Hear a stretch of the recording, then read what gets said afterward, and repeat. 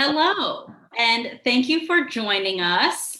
If you can hear me and you're here to join us for this lovely event of theater, go ahead and say hi in the chat. I would love to know who's here and say hello to you, especially while I tell you a little bit about what's going on tonight. So thank you for joining us. We are going to be doing, we got some likes. You can also just hit a like if you don't want to type a comment or a smiley face. I saw a little one go up. We are going to be presenting Gallery Players' second annual Jewish Theater Lab. And this is a JCC Gallery Players project that was new as of last year. And it is a project that features new Jewish plays and playwrights from all over the world. And it happens to be that the play that we are going to be showing you tonight, oh, so many likes and so many faces, I'm excited. Okay, the play that we're showing you tonight is by a local playwright, Ken Klubach, and it's called More Than the Stars Love the Moon. What else I want to tell you is that I am the director and I've had a pleasure working with this wonderful cast. We've had such a great time with this very special play. And we also wanted to thank the JCC and all the supporters of the JCC Gallery Players, anyone that supported the arts during this difficult time, that have allowed all of us artists to continue making theater for you in your homes and just having a great time doing it. So thank you for being here tonight. And we now, oh yes, other important thing is please stay for the end of the show. It's about 75 minutes. So at the end, we're gonna have a talk back with the playwright and the cast. And we would love for you to hang out and put some comments and questions in the chat, and we can tell you all about the play and the process. And we will see you then. So sit back, relax, and enjoy More Than the Stars Love the Moon. More Than the Stars Love the Moon by Ken Klubach. Copyright 2018. Act 1. Stage is divided into 3 parts. On one side, a small office with a desk and 2 chairs. On the far side, a house with 2 visible rooms.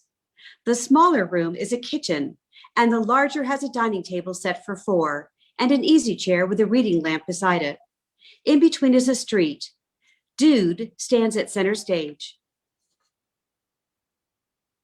What is a beginning? Some might say it's what must come before an ending. But endings are so final, and an ending can be a beginning in itself. A beginning can be an ending as well, and either is arbitrary, for there's always that which comes before the beginning and that which comes after the ending. As for the middle, that's its own Seriously gonna start like that? Like what? Look, you've already lost the audience. It's not that bad. Boredom, glassy eyes, boredom. Oh, I think I saw disgust over there. I don't see any of that. Well, not now that I've livened things up a bit. Well, I think it's ironic talking about beginnings at the beginning. Okay, problem number 1, that's not ironic. It's just self-conscious or meta. Whatever you want to call it. Self-consciously meta? Look, it's just one way. It's hokey. That endings can be beginnings crap. Come on, you can find that in a fortune cookie. Is that the way to talk to your best friend? You're not my best friend. I like fortune cookies. Hey, it's your play. Write it how you like, but don't make the beginning so forced. Just jump right into the action. Right, into the action. Which action? The action at the beginning. Well, that's the question. The beginning of what? The beginning of the story? Well, that's what I was talking about. When does a story begin? Well, I mean, when does any story begin? When did your story begin? What, my whole life? No, just the interesting part. Never then. Oh, come on, be serious. Okay, how about when I met Eliza? No, that's too far back. Let's go with the night that she met your parents. No, that was a disaster. Well, it's the beginning. Everything before that is unnecessary, and everything after that is essential. For a story, that's how you tell when it begins. So why didn't you say that instead of all the fortune cookie crap? I just realized it now. So your parents need to be in the house. Mr. and Mrs. Cohen enter the house. Mr. Cohen sits on the easy chair with a newspaper. That's good. And you and Eliza on the street walking toward the house. Eliza, you're wearing a dress that's maybe on the sexy side of Meet the Parents. Oh, that's good. Aaron, you're wearing whatever. That's fine. Gee, thanks. Okay. Action. That's only in the movies. Eliza enters and Dude exits. I should have worn the blue dress. Why didn't you say something? Because you look beautiful in red. 4 months. Do you believe it? Huh. So you think I don't look good in blue? Not a word to his mother. Oh, You look beautiful in blue. First we hear about her, and they're already engaged. So you think I should have worn the blue? So he calls me on the phone, not even a hello, and says, Mom, I'm getting married. You're Oh. just nervous. In a rather cliche way, I might add. What? So I says, you're not getting married. Don't worry. She'll love you because I love you. At least, not before I meet her. How much? More than the stars love the moon.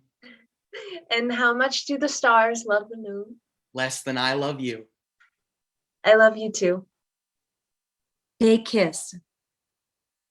What I want to know is why we don't hear about this girl until after they're engaged. oh, So why wouldn't you introduce me to her until now? Superstition? Superstition. Are you even listening? It's just that every time I bring a girl home, Woman. a woman home, somehow we break up soon after. Is he avoiding me? It's like a curse. His own mother? Well, it's a good curse then, because it kept you available for me. So I figured if we waited until we were already engaged, that would break the curse. You're so silly. I love you. How much? More than the stars love the moon. And how much do the stars love the moon? Less than I love you. They kiss. They're late. Come on, we'll be late, and you never want to be late for Friday dinner. What's special about Friday dinner? Nothing, but she hates it when you're late. Why are they late? The food is going to get cold. 5 minutes early. That's late. You don't just show up for dinner right on time. Hi, Mom. I hope we're not too late. Mrs. Cohen plasters a smile on her face and opens the door. Mr. Cohen looks up and starts folding his newspaper. Of course not. You're right on time. Oh, and you must be Eliza. Eliza, these are my parents. Mom, Dad, this is Eliza. It's very nice to meet you, Mrs. Cohen. Mr. Cohen. Let me take your coat. Oh, I guess it must be warm out. A bit chillier in here, perhaps. Please come in, have a seat. You don't want the food to get cold. Mrs. Cohen goes into the kitchen to get food. Mr. Cohen finishes putting his newspaper away. I told you I should have worn the blue one. Oh, where should we sit? Eliza moves toward a chair. That's actually Mom's place, and Dad usually sits there. Then I'll take this one. Be careful. That leg is a little wobbly. It's okay. Here we are. Ooh. Baked flounder. Mom, I told you Eliza doesn't eat meat. I know. That's where I made fish. It's okay. Are you sure? I got it today. You can't get fresher.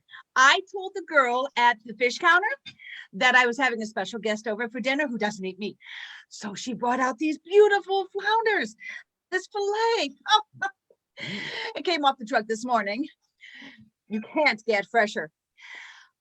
I always get a special discount from her because I'm such a regular there. The fish girl can't give you a discount. She doesn't set the prices. You have to pay at the checkout. No, but she can mark down the weight. She always rounds down for me. So, how do you like it? It's the best fish I've had in years. Off the truck this morning.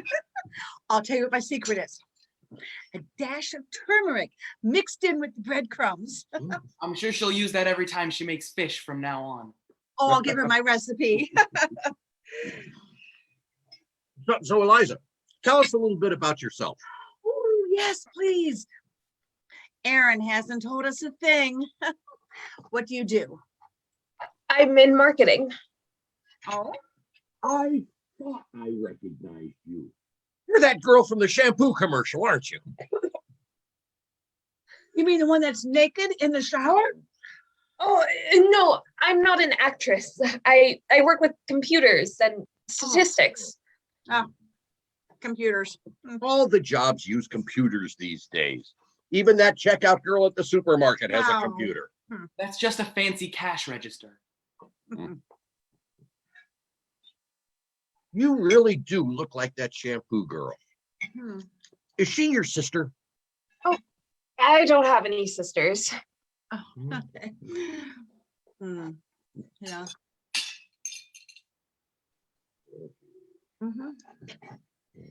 So, why don't you eat meat? Is it religious?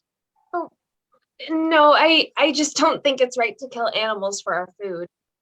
Oh, I thought it might be some cockamamie kosher thing, like the Shapiros. You know, how they eat meat at home, but not when they go out. We always have fish when they come over. Oh, yeah. You don't have to worry about that kind of stuff. Eliza's not even Jewish. Oh, Aaron, will you be a darling and please help me clear and get the dessert together? Yes.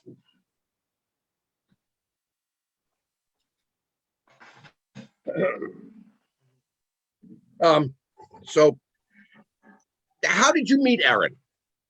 Oh, it's actually a funny story. You see, Aaron's roommate. She's a shiksa? Mom! You're marrying a shiksa? She'll hear you. Don't you shush me. But when you're marrying a shiksa, What's That stuff wasn't important to you. not important. I mean, you never said anything. Like I have to say something for you to know what's important. Do I have to tell you not to go around murdering people? I'm not murdering anybody. You're murdering your mother. You're being ridiculous. Oh, you're murdering your heritage, your tradition. What is this, Fiddler on the Roof? Oh, don't you dare mock me. what's a shik? You were bigoted. Bigoted. This isn't about bigotry. This is about self-preservation. Self-preservation? Self-preservation. Hitler tried to wipe us all out, and he failed.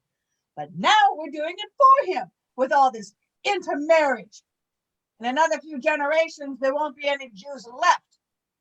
They'll all be hanging stockings on their Christmas trees. I think I figured it out. Okay, problem number one, they don't hang the stockings over the tree. Who cares where they hang it? Calling your mother a bigot when you're the one marrying a shiksa. Look, how would you have felt if I were gay? What if I told you I was marrying a man? That depends. Is he Jewish? This conversation is pointless. Let's just bring out the dessert. Aaron turns his back on Mrs. Cohen and walks through the kitchen door. Mrs. Cohen follows with a bowl. Banana cake and fruit salad. It looks lovely, Mrs. Cohen. I'm afraid we can't stay much longer, Mom. Oh, that's right. I have to study for my conversion class. You're converting? Oh, well, I've only just started, but I want to get it done before the wedding. Why didn't you mention that before? I didn't know Hmm? that it was so important to you. Well, don't let us keep you from your studies. Are you sure you can't stay for some dessert? No, it's a pretty grueling study schedule. Oh. Well, good night then. And it was lovely meeting you, Eliza. Good night. And it was really nice to meet you, Mr. Cohen, Mrs. Cohen. Aaron and Eliza walk out into the street. Nice girl. Mhm. You know she's not really converting. She is now. Lights dim in-house. You didn't have to rush out of there like that. You didn't have to lie to my parents. Who says I lied? Come on, you know very well you're not converting. Maybe I should. Why, just to make my mother happy?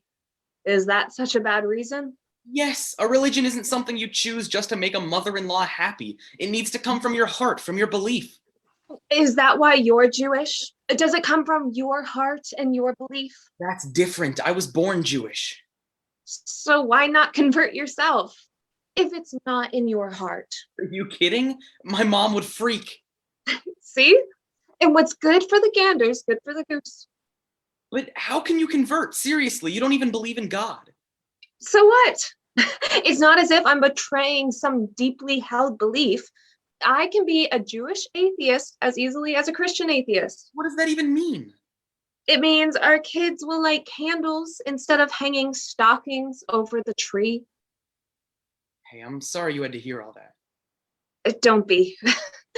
I'd rather have it all out in the open than have your mother hate me and not know why. She doesn't hate you.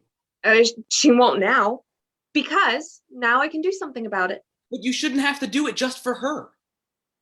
Look, something like 80% of all married couples are divorced. Okay, problem number one, if they're married couples, that means they're not divorced. You know what I mean. Problem number two, I'm pretty sure your numbers are high. Well, whatever it is, it's too much.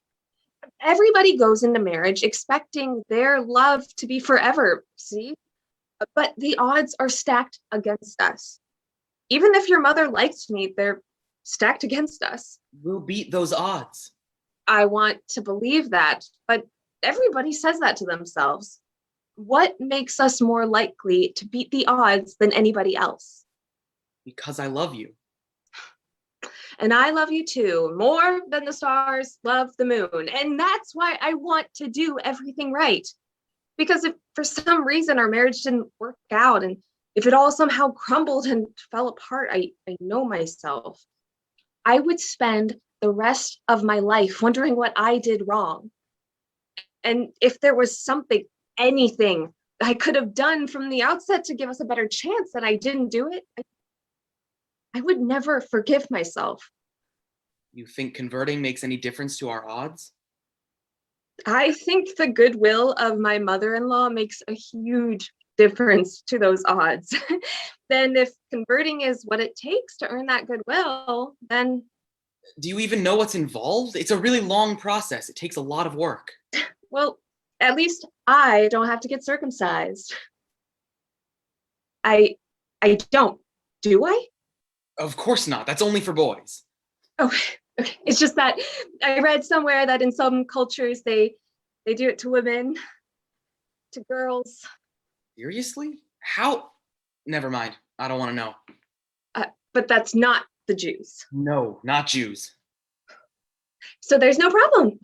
No matter how hard it gets, I can always tell myself, at least I don't have to go through that. Always looking on the bright side. Exactly. You know, I do love that about you. What? Always looking on the bright side. What else? And how you're always trying to do the right thing. What else? And how you look in red. And I love you for trying to protect me. You? From what? You tried to protect me from your mother And then you tried to protect me from myself? I don't feel like I did a great job with either. No, but you tried. And you also protected me all the way back to my car. Yes, all sorts of dangers about in this neighborhood. Good night, Aaron. Good night. I love you, Eliza. How much? More than the stars love the moon. And how much do the stars love the moon? Less than I love you. I love you too. Eliza exits. Dude enters clapping.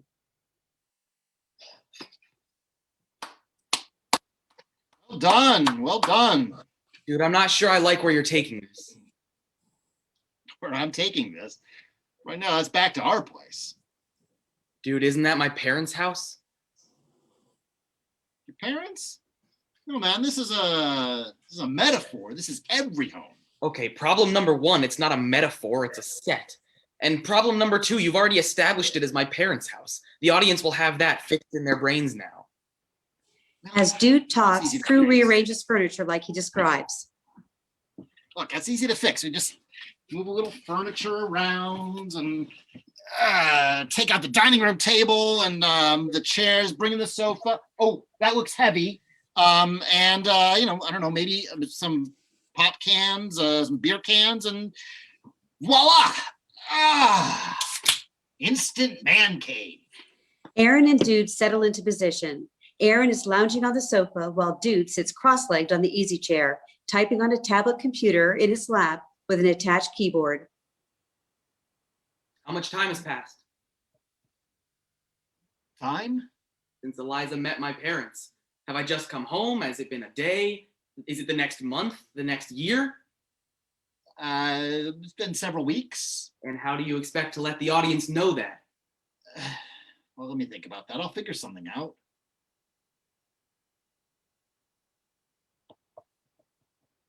Making progress?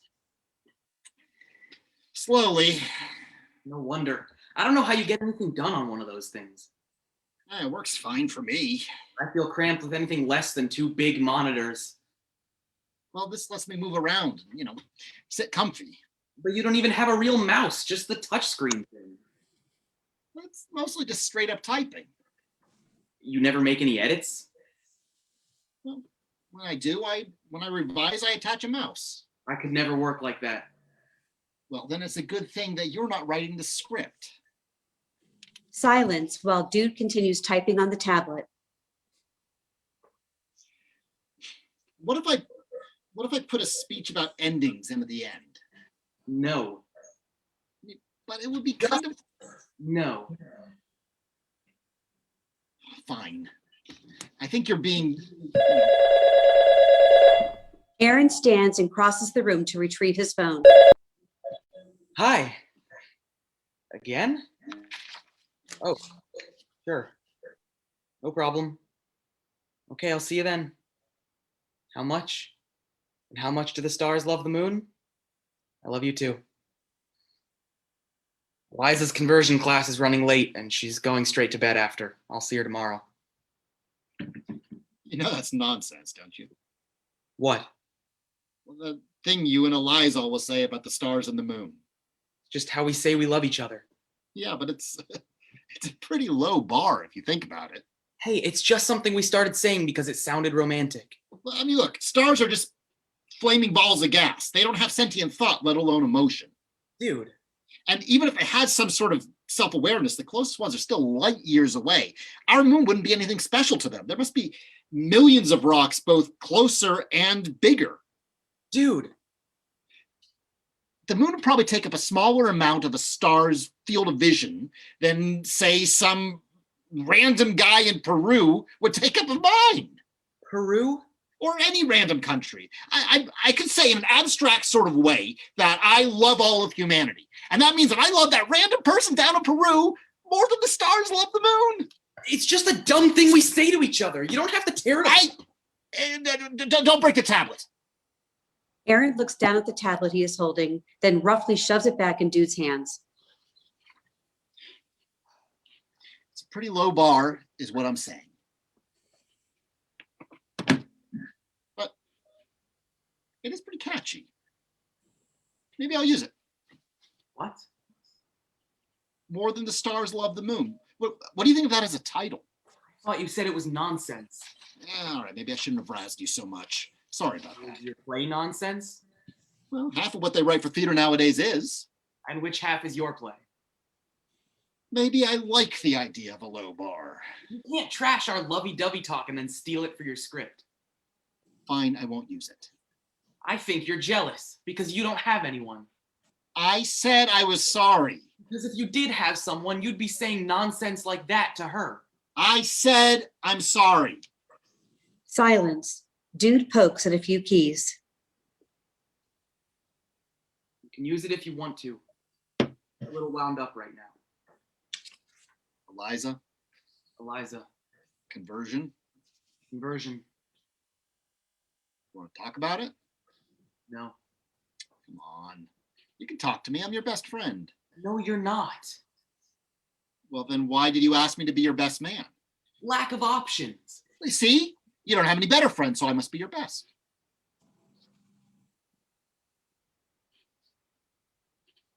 You know what one of her most annoying tendencies is? What? She's always trying to do the right thing. What's wrong with that? Nothing at all. It's wonderful, except when it isn't. And when isn't it wonderful? You know how she picked a rabbi to handle her conversion? No. Light, How does she pick the rabbi? She researched it on the internet. light appears on Rabbi's office. Rabbi is sitting at the desk as Eliza approaches nervously. She is dressed more modestly than before in an outfit that is appropriate for business casual workplace. The rabbi is dressed in a dark suit with tzitzit and a black hat, but no payas. Excuse me? How can I help you? So isn't that how you approach any big decision in your life? I'm getting married to a Jew. Or I'd like to talk about converting. Come in, sit down. She went to the wrong sites. There are right sites and wrong sites for picking rabbis? What makes you want to convert to Judaism? As I said, I'm getting married to a Jew. She ended up going to Beit Mishnah. What's Beit Mishnah? It's where those ultra-Orthodox types spend all their time. I suggest you spend some time thinking about whether this is what you really want. Conversion isn't a step to be taken lightly, and certainly not if it is only so that you can marry a Jew. Thank you, sir. Eliza leaves the office. So why'd she go there? Don't you have a synagogue? That's what I asked her. What's wrong Aaron, with Shalom? It's always been good enough for my mother. This isn't just for your mother. It's also for me. If I'm going to convert, I'm going to do it the right way. Eliza returns to Rabbi's office and sits down. It's for my mother-in-law, my future mother-in-law. She really wants her son to marry a Jewish girl or woman. It is certainly important to be on good terms with your in-laws, but conversion done for this reason is not a sincere conversion. If it is done merely to please others, then it does not come from your heart. Spend some more time thinking about your true motivations. Eliza leaves the office and returns to Aaron. The Orthodox don't have a monopoly on right wing maybe. Just do it at Temple Shalom and be done with it. A reform conversion is just as good. It's not as good for some people. I don't care about those people. But I do. What if our daughter wants to marry an Orthodox Jew? If I don't have an Orthodox conversion, she won't be allowed. What if she wants to marry a non-Jew? Then that will be her choice. I'm not restricting her future here. I'm giving her more options. What if she wants to marry an anti-Semite? Then I'm happy to restrict her choices. Eliza returns to Rabbi's office and sits down. It's about giving our marriage the best chance to succeed. Too many couples are divorced. The odds are already stacked against us. I want to do everything right so we can stay together. I sympathize with your feelings, but a conversion will help keep your marriage together. to have a successful marriage with a Jewish man, you must truly intend to keep a Jewish household, fulfilling all the laws and traditions. Otherwise, the conversion is only a hollow shell that will, in the end, disappoint you. Eliza leaves the office and returns to Aaron. Why do you keep coming back to him when he keeps turning you away? Why don't you just get the message and go to Temple Shalom? I knew this would happen. I read on the internet that rabbis always turn you away 3 times before they accept you. That's also why I saved my best reason for last. Eliza returns to Rabbi's office and sits down. Aaron returns to Dude. It's about self-preservation. Strange. I've never thought of conversion to Judaism as a particularly effective means of self-preservation. I mean, Jewish self-preservation. What the Nazis couldn't do, intermarriage is. Don't you see?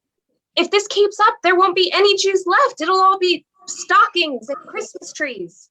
So you're saying that if you... I'm saying that I want to be part of the solution, not part of the problem. I want to help preserve the Jewish people, not destroy it. Interesting. That wasn't the answer I was hoping for, but it's a compelling one. So I can start? It's a long process. Let me tell you about it. Lights dim on office as they continue talking silently. What's the big deal? She finally got the rabbi to agree. Isn't that what you wanted? No, I was hoping she would give up after so many rejections. Why? Give up? To annoy your mother? No, I mean give up with the Orthodox thing. What does it matter? Jewish is Jewish, isn't it? It's a matter of degree. Those guys are Jewish. Me, I'm more Jewish. My whole family is. Then why did your mom care so much if you marry a Jew? That took me off guard. I guess in some ways she's not as ish as I thought. But she still wouldn't want this Orthodox thing. You have to understand, we've been reformed my whole life, to the extent we've been anything at least, and I think my parents were their whole lives too. Remember, non-Jew here. I don't know all your internal politics. Do Reformed Jews hate Orthodox Jews or something? Reform, not reformed. And they don't hate them, we just think they're a little nutty. So Liza will be nutty. Will anyone notice a difference? Very funny. We always used to crack jokes, just among me and my family, mind you, about how they couldn't go anywhere on Saturday and how they couldn't eat at restaurants. Whoa, whoa, whoa. Is Liza going to do all that too? No. Maybe. I don't know. Are you going to have to do it too? God, no. I hope not. What if she wants me to? Look, it's not that bad. You usually order pizza instead of going out anyway, and you never go anywhere on Saturday anyway. That's only during football season. Oh, no. What, is there something wrong with football too? No TV on Saturdays. No college football? No college football. All right, Aaron, I have to agree with you. They are nutty. Dude, this isn't funny. Let's either laugh or cry. Or hope. Maybe she won't buy into all that. Lights brightened again on the rabbi's office. Lights dim on the house. And one last thing. If I am to sponsor your conversion, you must make a solemn vow that to obey all the laws that I and your other teachers share with you. How can I make a promise like that when I don't even know what the laws are yet? You misunderstand me. You will first learn the laws. Then when you know them well enough, you will make the vow and complete the conversion. If you decide that the laws are too onerous, you may back out at any time before the final step. Just how onerous are they? Some people find them more onerous than others. And what kind of vow are we talking about? The kind that leads to eternal damnation if I break it? Judaism doesn't have a concept of eternal damnation like Christianity does, but that doesn't mean that such a vow can be taken lightly. I didn't mean. Have you heard of Mashiach, the Messiah? I thought that was Jesus. We don't believe in that. Oh, of course. How many of Mashiach we pray for every day? We dream and hope for the world that he will bring when he arrives. He will bring a new age of prosperity and peace, an end to suffering and religious strife. It sounds beautiful. There is a legend that Mashiach will come if for just one Shabbos, Every Jew in the world obeys the laws perfectly, Perfectly? without a single exception. Are they that hard to follow? For some people. But that's not my point. The point is this. Every Jew has the ability to affect the rest, for good and for ill. Every Jew. And this is why I will not bring into Judaism a convert who cannot sincerely promise with all her heart to follow the laws. But what if these laws are too hard for me? And what if I keep making mistakes? Everyone makes mistakes from time to time. We all do our best. You'll have plenty of time between now and the mikveh to learn the laws, try them out, and decide for yourself if they are within your reach. For now, I just need you to promise that you will do your best. I do promise. I'll learn all the laws and I'll follow them, and I'll even get Aaron to follow them too. God help me. End of Act 1. Begin Act 2. Dude and Aaron are in the house, still in man cave configuration. Aaron is reading a book while Dude types on the tablet. Aaron turns a page, puts a bookmark in the book, and sets it down. Dude, are you still working on that play? When are you ever gonna finish it? I don't know, maybe never. When are you going to get married? No, maybe never. Are you and she No. still not No, even? How much more can she have quite to a learn lot anyway? apparently. By the time she's done, she's going to know Not more than funny. you. Speaking of not funny, I thought of a joke for it. Play? I thought Yeah. it wasn't a comedy. You know, it's not exactly a comedy, but it's not exactly a drama either. And even dramas have the occasional Hey, joke. what's the joke? When I die, I'm going to leave my body to science fiction. You can't use that. Why Okay, not? problem number one, it doesn't fit. It has nothing to do with the plot. Find a Problem way to number work two, it in. it's plagiarism. Plagiarism. Not I just made it original, up. it's an old Stephen Wright line. Stephen who? Comedian from the 80s. Remember? Deadpan style? Anyway, he Doesn't used ring it a bell. first. Well, what if I attribute What? it? What if I give Stephen what's his name credit for the joke? That it's That's not plagiarism. ridiculous. How do you give attribution in a play? Put a footnote in the program? I'll Yeah, figure right. something out. Dude types a sentence or two. I came up with a name. What is it? No Aaron. way. No way What's am wrong I with an Aaron? Aaron. Sure you are, come Aaron on. Cohen. Could you come up with anything that screams more I am Jewish? You don't have You to are scream Jewish. Come on, it fits you perfectly. You're Trust not your my best friend. Well, You're then not trust God, God. either. Oh, Having sure I delusions am. of grandeur. No, think about it. God created the You world, believe didn't he? that? Just work with me here. And God had full control over the world he created, right? Like the shape of trees and As how I everything was recall, he named. outsourced the naming of animals. Okay, but that was his choice. He didn't Where have to are you do that. going with this? Each time an author writes something, a play or a book or a short story, he's creating his Her own world. So in the world of the play, in the world of the story, the writer is God. Are you saying that the whole world is just some story written by God? Possibility? It's a depressing thought. Why? Couldn't he have written it a little less screwed up? Maybe I would have done a better job if You I'd can't written even it. finish this play. Well, maybe I like dragging out the experience of being You're God. full of yourself.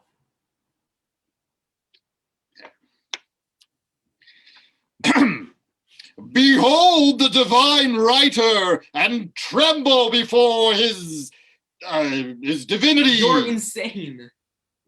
Sacrifice live pizzas to his holiness. Order your own pizzas. And the Lord Arthur said, "Thou shalt be Aaron, And it was so. Seriously, do I have to be Aaron Cohen? Really? I'm afraid it's the only choice.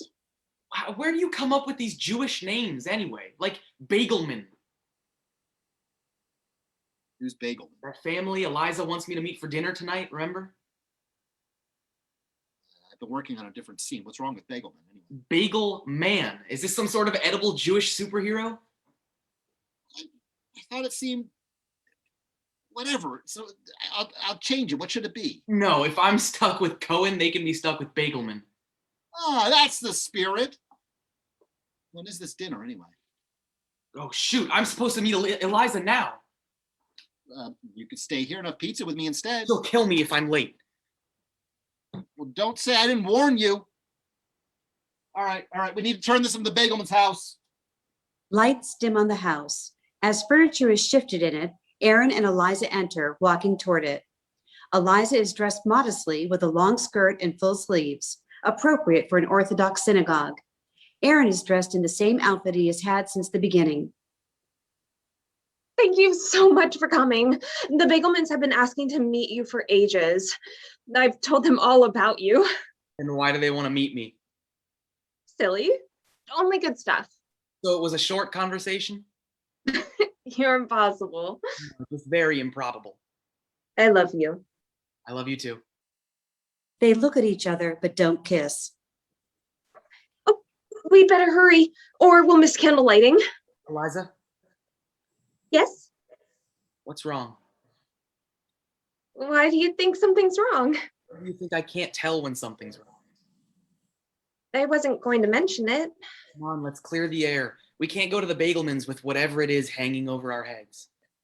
I've been doing some reading. And? And you can't. Like, why couldn't you wear something more appropriate Appropriate? for a Friday night dinner? I've worn this for Friday night dinners before. I wore this when we went to my mother's, remember? I mean, a real Friday night dinner. My mother's dinner wasn't real just because she served you fish? No, because she didn't like candles. You want a candlelight dinner? You know what I mean. Yes, you mean a Friday night dinner isn't a real Friday night dinner unless it's done according to cult doctrine. It's not a cult. It looks like one to me. It's your own religion. To an extreme. The Bagelmans aren't extreme. They don't even. They don't keep super strict kosher, or they don't stay away from light switches on Saturday. No, they do those things, but they. Just because somebody could be even more extreme doesn't mean they aren't. You haven't even met them yet, and you're already judging them. You're right. I'll try to keep an open mind. We do have to get to the Bagelmans. Wouldn't do to keep a family of superheroes waiting. What? Never mind. They walk a few steps, not holding hands. But look at how they've changed you.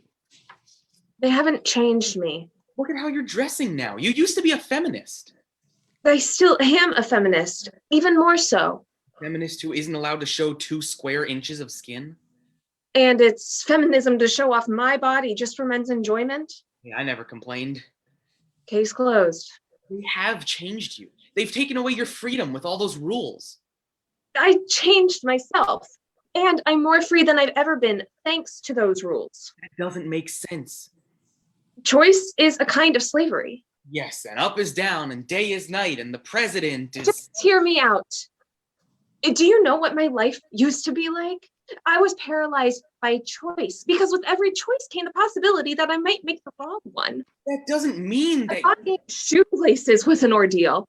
I would spend hours on Amazon clicking through the different options, trying to find the ones that were the perfect size for my feet and had the best reviews and offered free shipping. Now? I still do that when I buy shoelaces, but so many choices are simpler now. Such as? Such as what to wear for Friday night dinner. They continue walking. I miss the red dress. I still have it. You do? Sure. But now I'll wear it only for you. You will? After we're married.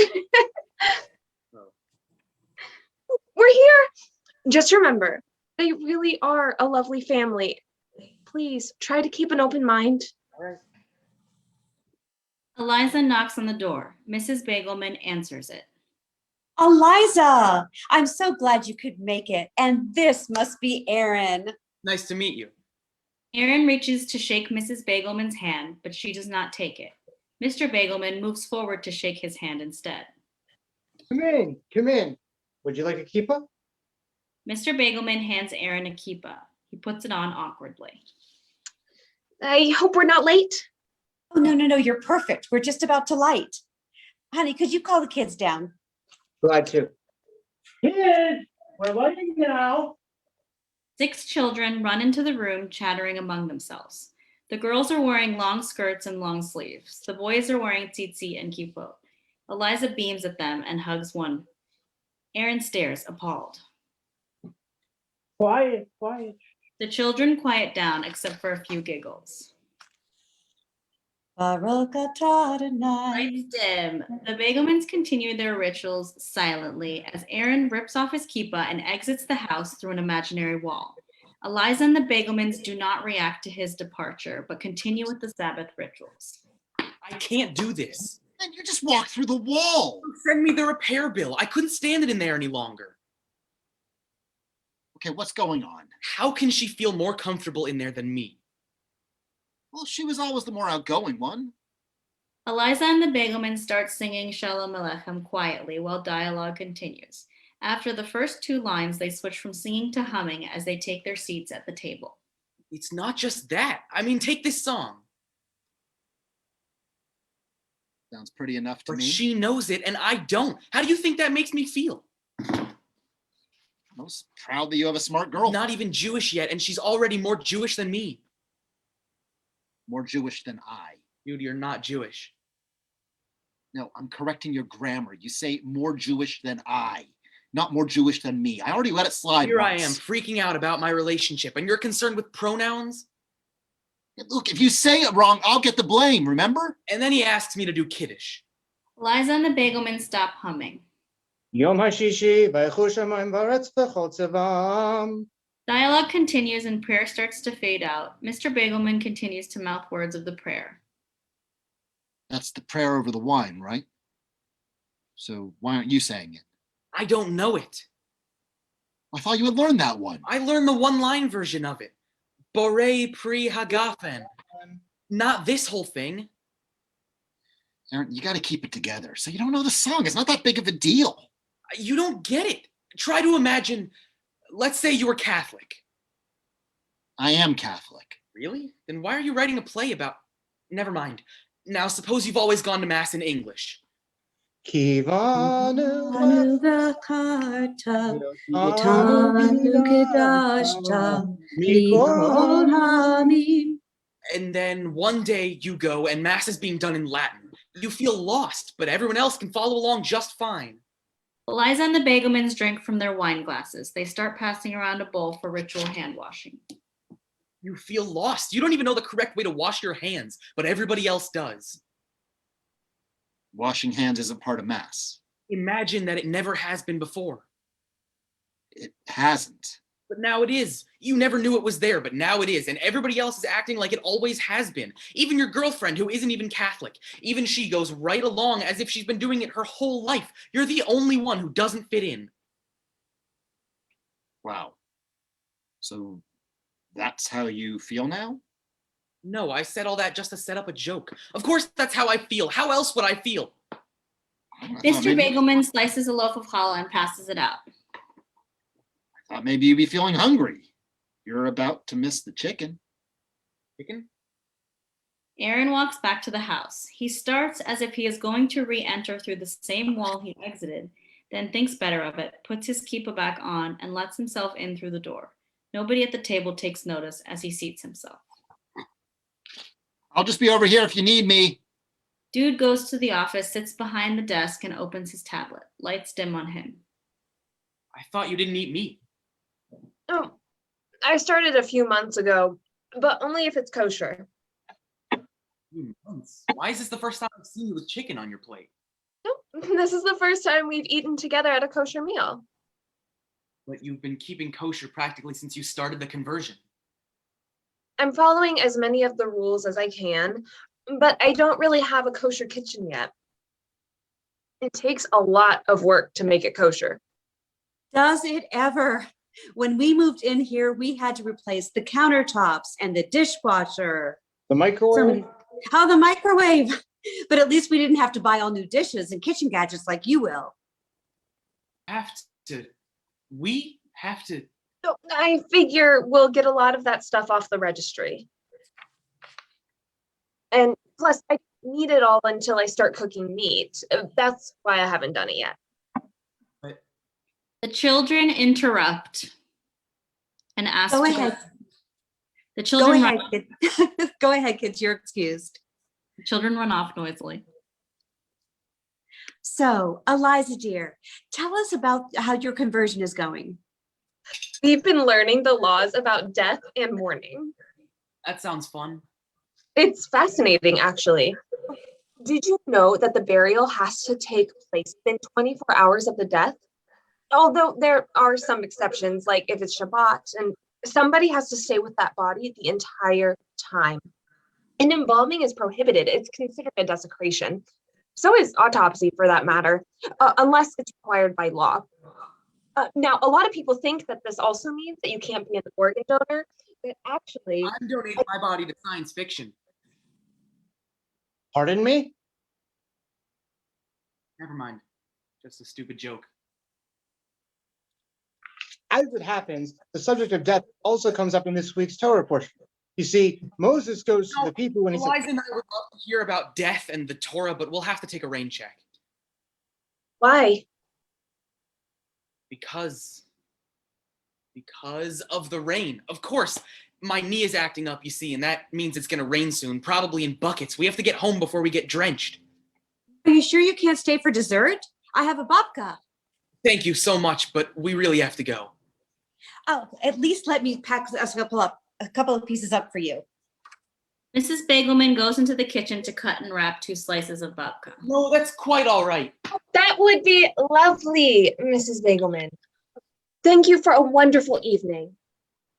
I'm sorry that you can't stay longer. It's always a pleasure to have you over, and the kids really adore you. It's your kids who are adorable. Well, someday, God willing, you two will have kids just as adorable. Here's your babka. Mrs. Bagelman hands Eliza the babka, who passes it along to Aaron. Thank you so much. You really didn't have to go to all this trouble. Oh, no, really, it was our pleasure. There was plenty of pleasure to go around. I'm sure everybody had a pleasant, pleasurable time. Thank you, and thank you. We really have to go now. Mr. Bagelman offers his hand to shake, but Aaron is already turning to leave. It was nice to meet you, Aaron. I hope you can stay longer next time. Eliza joins Aaron on the street while lights dim on the house. How could you? I'm sorry. I've never felt so embarrassed. But I'm sorry. It was a stupid joke. Joke? It was a bold-faced lie. I think they know I'm not really giving my body to science. I'm not talking about that. I'm talking about the rain. What rain? Exactly. Not a cloud in the sky. I can see every star, every crater in the moon. A beautiful night for a leisurely romantic walk. I've lost you. But you can't enjoy a leisurely romantic walk, can you? Not with that knee. What? What knee? The one that hurts when it's about to rain. Oh, right. I said that, didn't I? Just a few minutes ago, in fact. I'd already blocked it out. You lied to them. Oh, come on. You did the same thing to my mother. That was completely different. How? I was trying to get her to like me. You were just trying to get away. That's totally untrue. Really? Okay, maybe it is true, but I couldn't stand them there anymore. Them with their holier-than-thou attitude, judging me. The Bagelmans are the least judgmental people I've ever met. They were judging me. I could see it in their eyes. You could see it in your imagination. It was real. Every Hebrew word I couldn't pronounce, every ritual I flubbed, every prayer I didn't know. I could see them thinking how superior they were, how they were real Jews and I wasn't. It's all in your mind. They don't think that way. Oh, really? You think I didn't notice how she treated us? She gives you a warm hug, but it's beneath her dignity to even shake my hand. Aaron, that wasn't about you. She doesn't touch any adult male except her husband, and he doesn't touch any woman except his wife. Oh. Well, that's a stupid rule. Now who's being judgmental? Do you know what I think? What? This isn't about them feeling superior. This is about you feeling inferior. No, I'm not. You're just projecting your own feelings of inferiority on them. That's ridiculous. You see them and you say to yourself, that's what real Jews look like. Oh, but I'm not like that. I'm just a fraud, and they can see right through me. Now you're calling me a fraud. No, you're calling yourself one. Strange, I don't recall ever saying the word. You were thinking it. You don't know what I'm thinking. It's not that.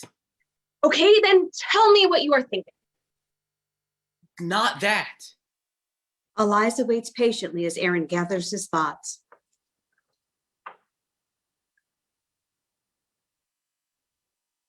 Eliza, do you still love me? Of course I do.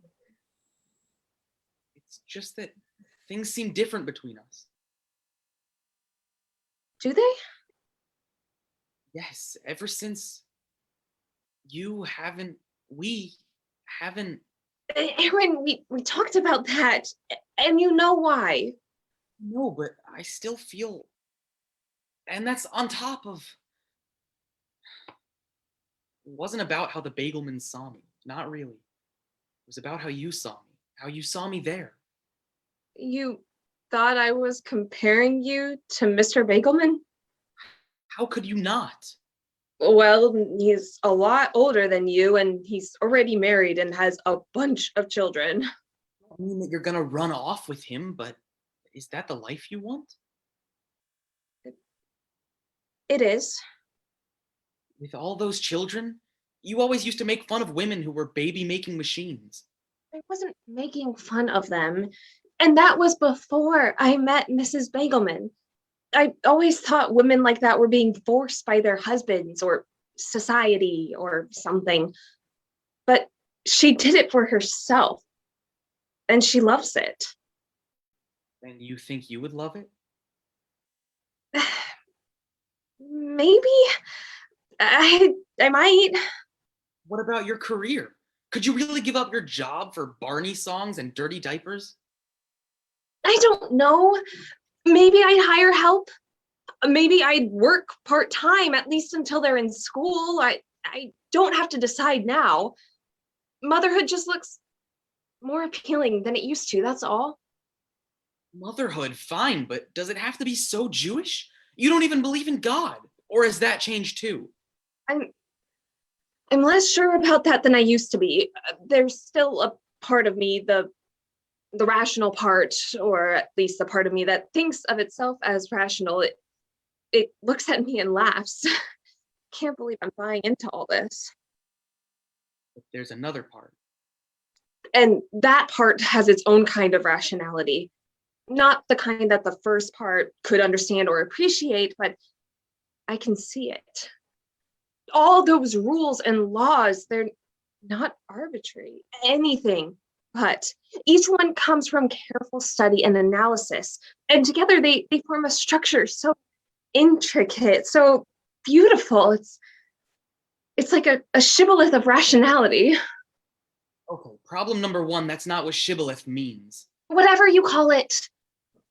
I just wish you could see it as I see it and appreciate it like I do. And problem number two, that whole structure, all that study and analysis, it's all from the Bible, right? The Torah, yes. So you've got this beautiful structure built on a flimsy foundation. It all depends on this idea that the Bible is the word of God, but there's no reason to believe that. I mean, even if there is some supreme being, why believe it's some old guy who set a bush on fire to get Moses' attention? As opposed to? My roommate thinks he's God.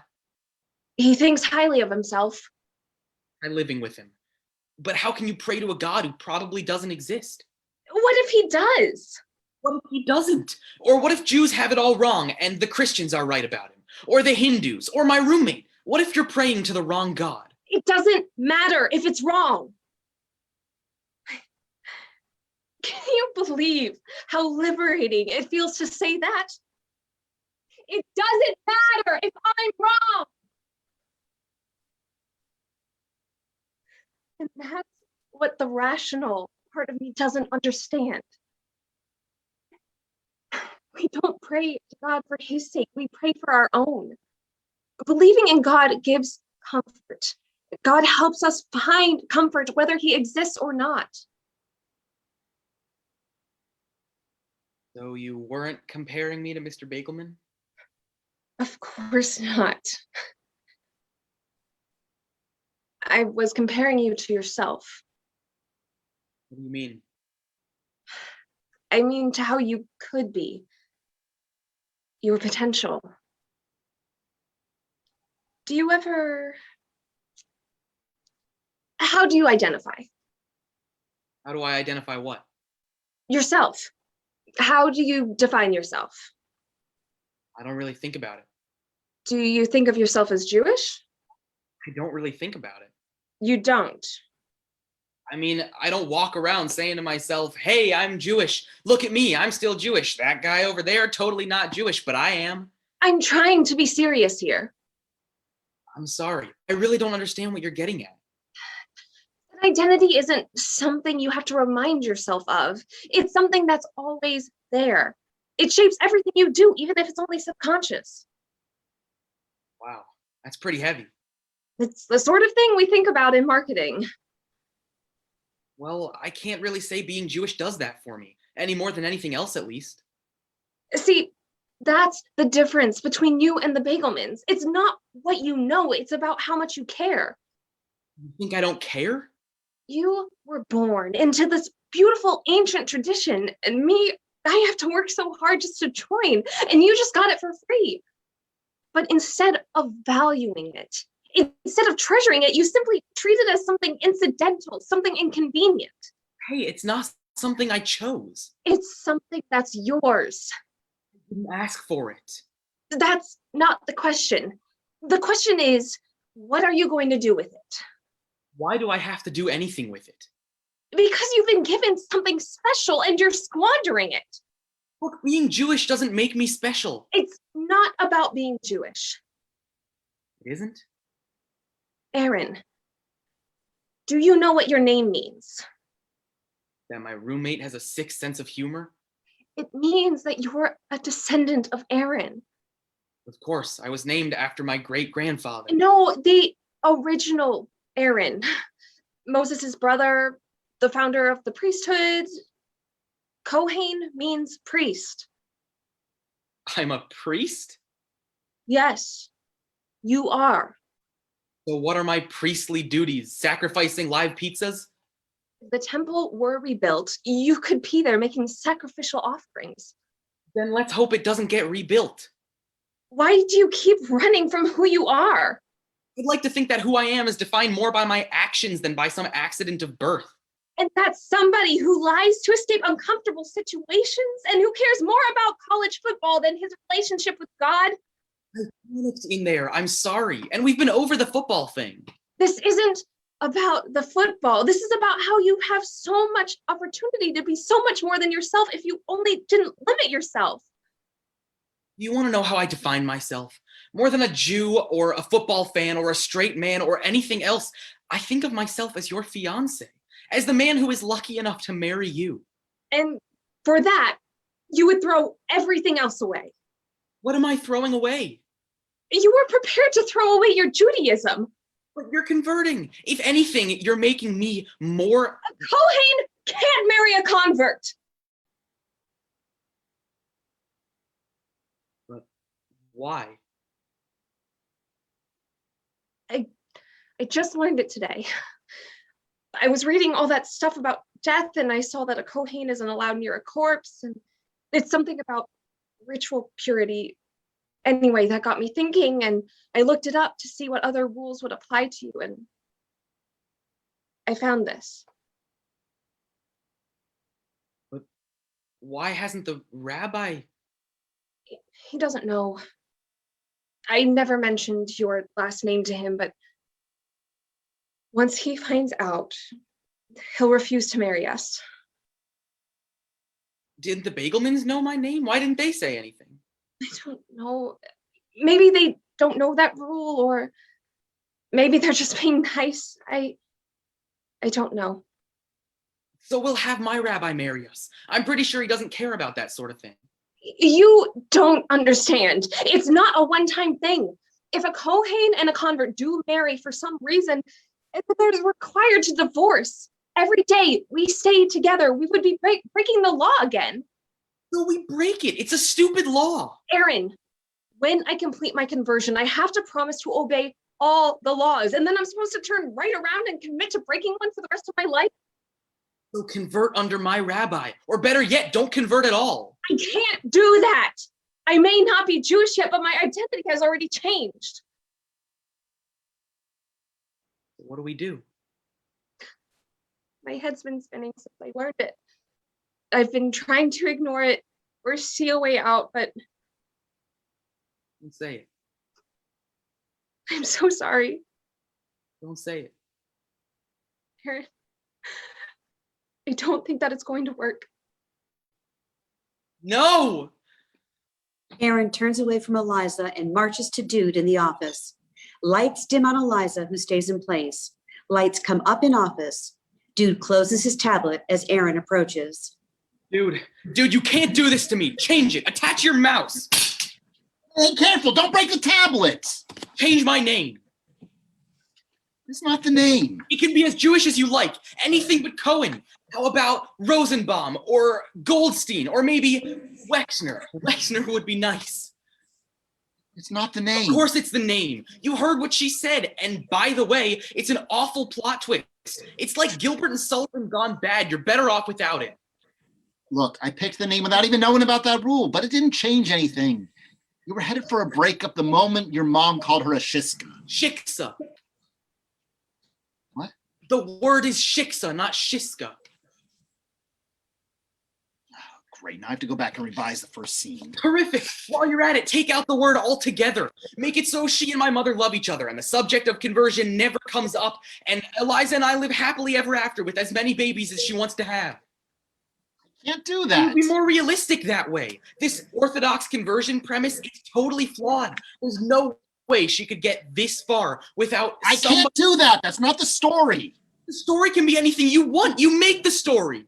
No, I tell the story. What happened to the divine playwright who could do anything? Here, I'll sacrifice live Babka to you. What is Babka? Some desserty thing? You said you were God. Or was that just a bunch of hot air? I think I know the answer to your question now. What question? The world is a play and God's the playwright. Why is it so messed up? Well, maybe if he had written it differently, the story would have come out wrong. You don't understand. I have to marry Eliza.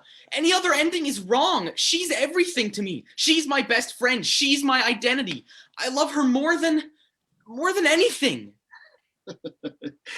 Now you raise the bar. You can do this. I know you can. Look, Aaron, If you won't, I will. Dude snatches the tablet before Aaron grabs it. In so doing, Dude stands up quickly, knocking over his chair. Aaron and Dude circle the desk, with Dude trying to keep the desk between the two of them. Look, you really don't want to do this. Aaron lunges. Dude's movements are hindered by the fallen chair, and Aaron manages to grab the tablet.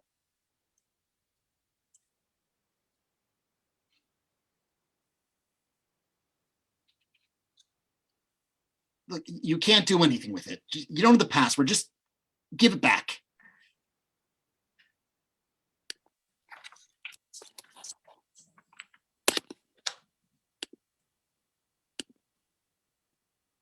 You don't have the password. Give it back.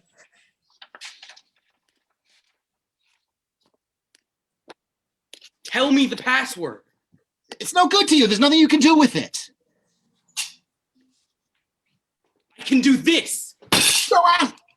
Aaron slams the tablet against the desk, breaking it, then throws the pieces on the desk. If I can't have her, then shouldn't I be fading or dissolving or something?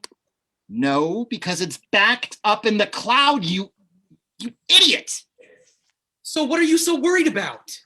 Because those things are expensive, goddammit, and you're paying for it. All I have is babkas. Yeah, you've already offered me that. Silence as Dude rights the chair and fetches a trash can from the corner of the office. What am I gonna do? Can't change your name, Aaron. I can't even give myself a real name. Of course you have a name. No, I have a nickname.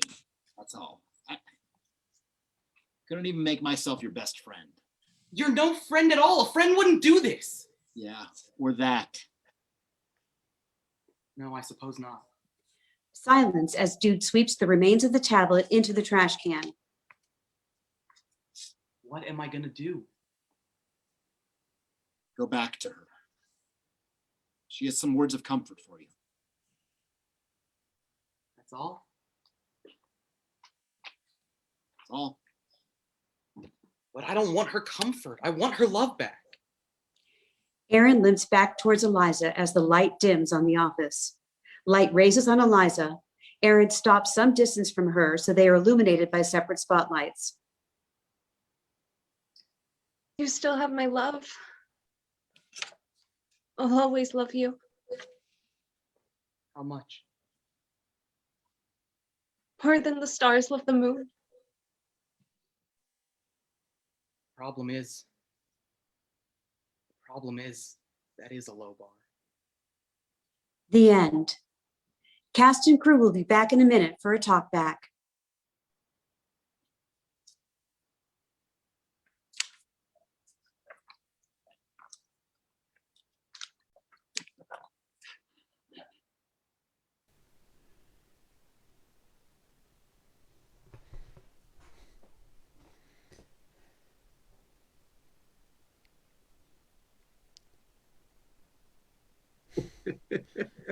Oh, it was amazing.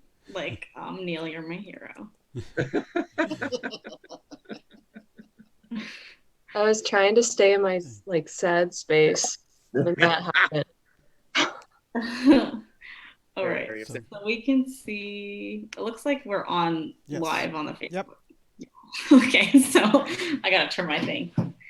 Hello, everyone who's here. Thank you for joining us. If you can stick any questions or comments that you have in the chat, that would be amazing. Thank you so much. Thanks, Akiva. Thanks, Lori. Thanks, Jody from Boston. Fun. Thank you, Stephanie. Thanks for watching. We're so excited to be presenting this play to you. So I am Giselle Siegel, and I had the pleasure of directing this production. And Ken can wave. You can say hi, Ken. Hi. That's Ken. Ken is the playwright. And we are going to, thanks Alana, and hi Rosie, and hi Talia. We are going to get started with a couple of questions that I have. And then if you have any questions, go ahead and type them in the chat. Thanks, Gabrielle. Thanks, Bruce. I'm just making people feel seen and heard, you know, in the virtual space. So my question, I'll just introduce everyone. So Benny, if you want to wave, hi. There's Benny. And we got Mr. and Mrs. Cohen, Megan and Tracy, they're waving. We got Eliza, Kara, she's waving. We got Neil as Aaron. And we got Jenny as Mrs. Bagelman, also stage directions. And we got Justin as Rabbi and Mr. Bagelman. Hey, that's my mom. Connie Little saying well done. Thanks, Mom. Well, that's so fun. Okay, I just messed up my Zoom. Great. Okay, so I need to figure out how to see Ken. Okay, so my first question is Ken, for the playwright Ken. Ken, how did you how did you come up with the idea to write this play? What was your inspiration? Tell us all about it. So, okay, as far as the main plot, the one regarding the conversion, uh, I actually had a professor who at one point told me about the story of his first engagement. He was Jewish, and the woman he was engaged to was not Jewish. And she decided to convert for him. And he told her, no, you don't have to do that, but she insisted. So she went through the whole conversion process, and in so doing became quite religious. By the time she was done with the conversion process, she decided that he wasn't religious enough for her, and so she broke off the engagement. So then the second time that he got engaged to a new woman, she also was non-Jewish and offered to convert for him, and he said no, definitely not. So that one stuck, and he actually did end up getting married to her. So that was at least the inspiration behind the main plot. As for the second half of it, the other theme that was running through it, which was the playwright being a part of the play and the playwright as God. I've always really enjoyed plays that have metatextual elements to them. Going back to Six Characters in Search of an Author, although the playwright there has a checkered history, we don't have to get into that. Rosencrantz and Guildenstern are dead, where the characters, the two main characters, are characters in the play, but don't realize that they're characters in the play, and that's why they struggle so much. Or Into the Woods, where you've got the narrator taking part in the play. And I've always enjoyed those types of things. But what I haven't seen is once where the playwright himself or herself is actually a part of the play. Six Characters in Search of an Author kind of skirts that, but doesn't quite go there. But in combination with this whole idea of how about Aaron's relationship with God, I felt that really mixed well here, because here we have this idea of within this pocket universe defined by the play, that the playwright is God. Here we are exploring Aaron's relationship not with God with a big G, but also God as presented by the playwright, who he has a direct relationship with. Cool. All right. So we got a bunch of questions and comments, and so I'm just going to go through a couple of them. We got everyone is craving babka now, which every time we rehearsal this play, we were all like, where's the babka? And then I was like, we really should have planned a babka delivery service. It could have been a whole night, but we're busy. Neil's got some right now. He's eating. I know, right? Okay. So then we got a question for Ken. Which character did you most identify with and why? And this is from LJ Peterson. Wow, that's an interesting question. And it's a tough one, because as I imagine most writers do, there's a certain amount of me in all of the characters. I mean, certainly there are a number of lines that Dude says which could have come straight out of my mouth.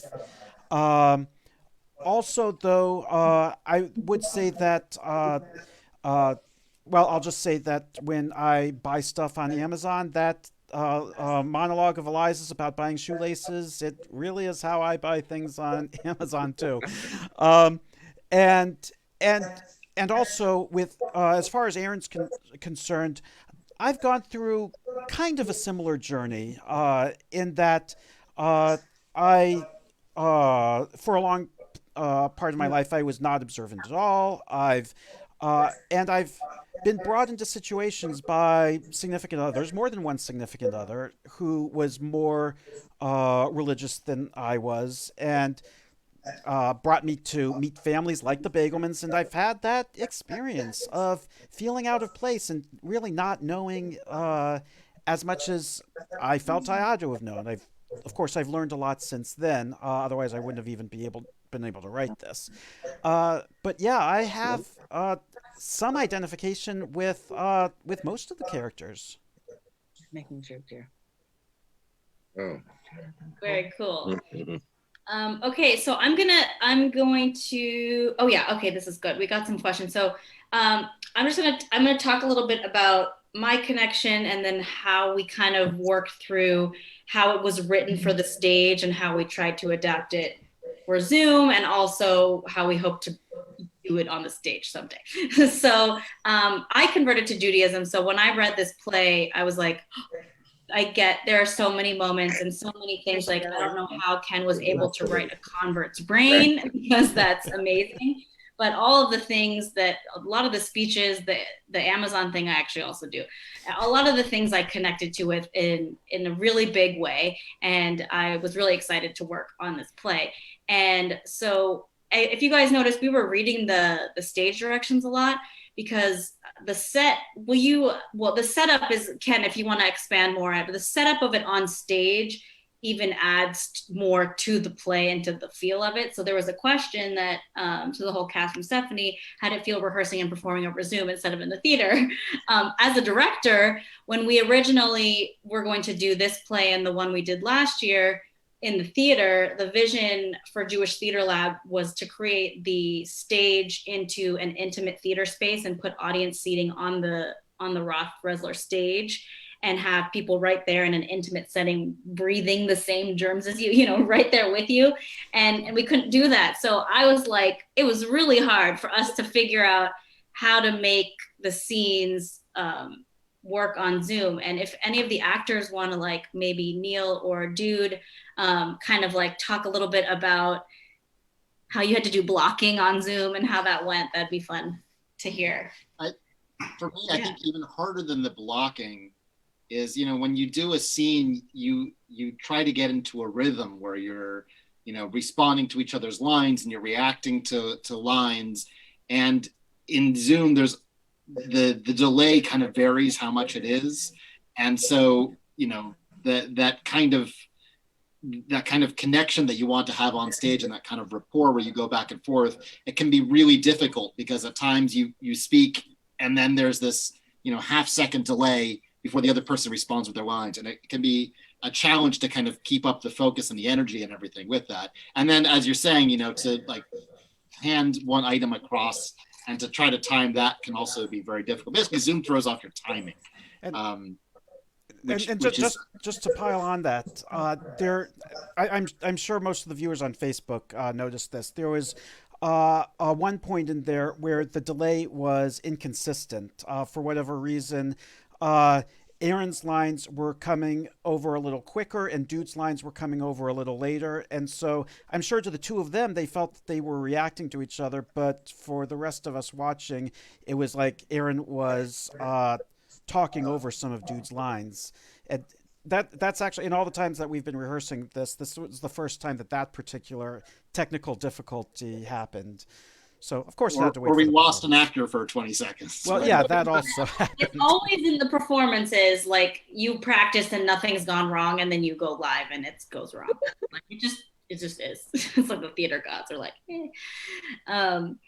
Okay, yeah. One of the other obstacles is just even learning lines, because on stage, when you're rehearsing and you're rehearsing over and over again, you get used to talking to somebody and hearing your lines, to learn your lines, and that back and forth, and you don't have that same kind of process by doing it this way.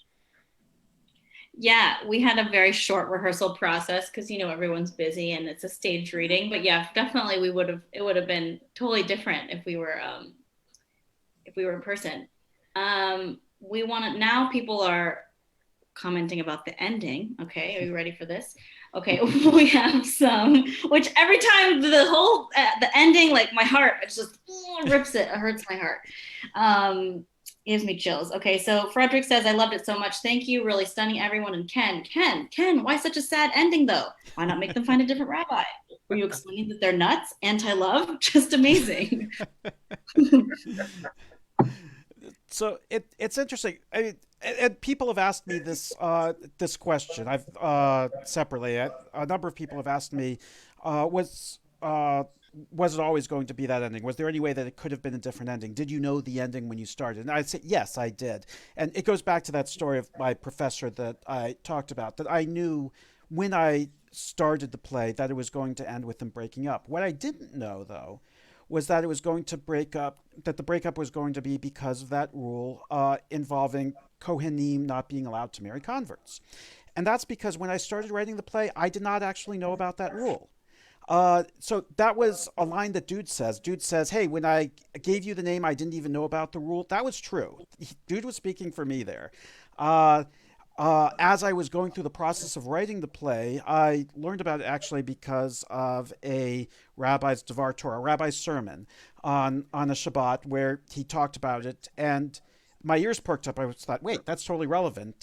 Went, looked it up, and saw, yeah, that's true, and worked it into the play. And it ended up making that whole progression work more elegantly than it would have. And I think with less acrimony between Aaron and Eliza than it would have. So in that respect, the ending I did not know when I started, but I always knew that I was going to end up with them breaking up. Cool, cool. Okay, let's see what else. There's just some people saying like we have to have babka. People are really loving the babka. And thanks for including people who, oh yeah, so we have Vicky was at that this was great for including those of us who would have otherwise traveled thousands of miles to enjoy the performance. So actually Neil, who plays Aaron, he used to live in Columbus. He grew up in Columbus. He's Gallery Players for Life, Columbus, you know, and he was away at college, and we were thinking we need someone for this role. And I was like, Neil can do it at Zoom. He doesn't have to fly back. So he was in Florida, right? And then now you're in Chicago. So like, he's not even in Columbus, and that's pretty fun. And cool that we can like have people from all over like working on a play. And I saw somebody said, you know, the reason we're doing this is because of COVID. It's still a COVID kind of performance and COVID restricted. So yeah, that's one of the impetuses behind having to do this on Zoom still, correct? Yeah. Well, I think that okay. Yeah. So yeah, we're gonna wrap up, and this is recorded on Facebook and it's gonna be on the JCC website. So please share it with anyone, and encourage people sharing it and watching it. And I mean, my personal goal is to have it be on stage at some point, because I think that honestly, I think it's going to have a totally different feel, and it's just going to be a totally different experience on stage. So if you watched it here, you wouldn't be like, come and see it on stage and think, oh, this is boring. I already know what's going to happen. It's just like a totally magical feeling. So thanks for coming, and thanks to the cast and for Ken and for all your support. Let me say the things that I was supposed to announce. Hold on. I have to make sure I say the things. Okay. So Gallery Players announced the season for next year. There's 3 amazing shows. If you look on the Gallery Players Facebook, you can see the post about it. That's the best place, is to go to the Gallery Players and the JCC Facebook to know what's happening. And we all hope to see you in the theater in person this coming season. And we thank you for all of your support, and have a great night. Yeah. Yay. Bye-bye. Okay.